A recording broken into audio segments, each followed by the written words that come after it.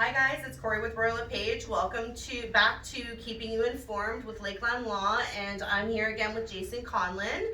Today we're actually going to talk about titles and what a title is. So the first thing I'm actually going to ask Jason is, what is a title?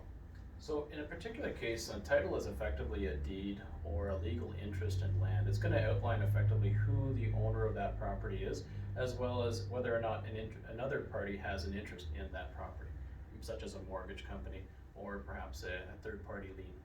So a third party, could be a contractor or could be, basically somebody who's registered that onto this. Correct. That's right. Could be a builder's lien.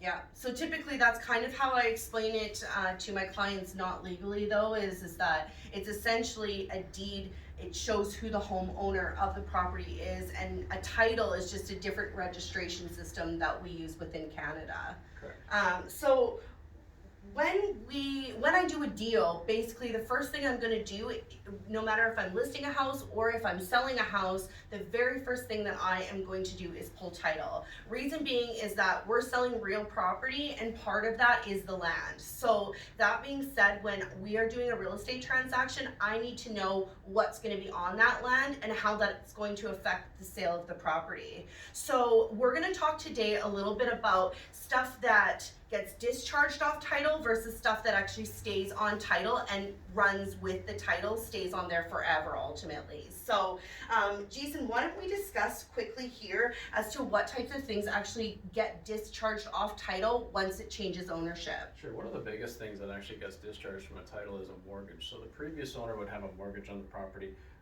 and that is something that your current mortgage company will want to have discharged in order for them to get first interest on that title. Other things that might be discharged would be a mortgage amending agreement, so the mortgage company may have required certain changes in percentages of interest, etc. Those documents would also be discharged. Other things that we'd be looking for are things that would affect value to that property. One of those things would be perhaps a lien or interest judgment on that property from a court or a civil process. I've seen that quite often with sort of like a repossession type situation where, especially with new builds, I see quite often where the tradespeople hadn't been paid, so that you see the registered liens on title. So that type of stuff would need to be discharged before it changed home ownership, because essentially what would happen then is that the new owner would be responsible has it not been cleared, That's right? correct, yes. Yeah. So ultimately that's one of the reasons why we hire a lawyer, is so that they can ensure that all of that stuff is cleared off title before you take ownership. So let's talk about a few things that actually stay on title and what those entail. So quite often we hear about something called a restrictive covenant. So maybe you can kind of just give sort of the Coles Notes version of what a restrictive covenant is and what it means. Sure. A restrictive covenant effectively is a document that gets registered on land. Typically when you have a new subdivision being built, when you have a new subdivision built, the builder of that subdivision is going to want uniformity amongst all of those homes to preserve value of the existing homes. So you're going to want to have a document in there to indicate that there must be certain heights of buildings, certain colors, maybe no fences, maybe fences. So that's typically a restrictive covenant that affects an agreement between parties that the land will be uniform in some manner.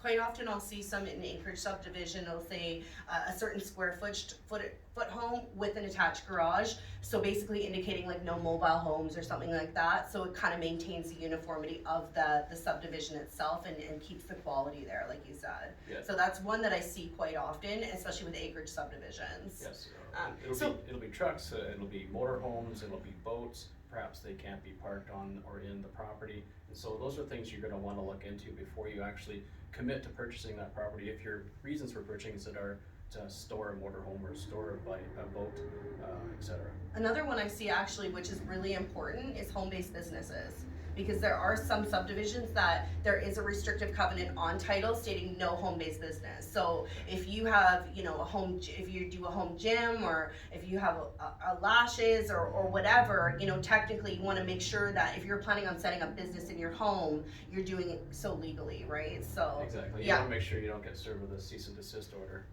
Yeah, that would suck. So another one that we quite often see on the title are easements. So what's the difference between an easement and a restrictive covenant? A restrictive covenant basically is a document that affects a large number of properties, whereas an easement affects your property and whether or not someone has the right to access your property. So easements are typically used by utility companies, maybe the city of Cold Lake, for the purposes of providing services to your property and others surrounding it. So quite often the ones that I'll see are Atco Gas, City of Cold Lake. So those ones are, so to speak, normal for us to see because they need to come on to service the meters and to, you know, check your water and things like that, right? Correct. So that wouldn't be something that we would necessarily be alarmed about if we saw on title. Those do not affect value of the property. In some cases, restrictive covenants could affect value if it's not fit for purpose or your purpose, but utility right of way is something you're going to have to maintain an understanding of. When you want to dig, you better make sure that you call those utility companies to make sure you know where those services are.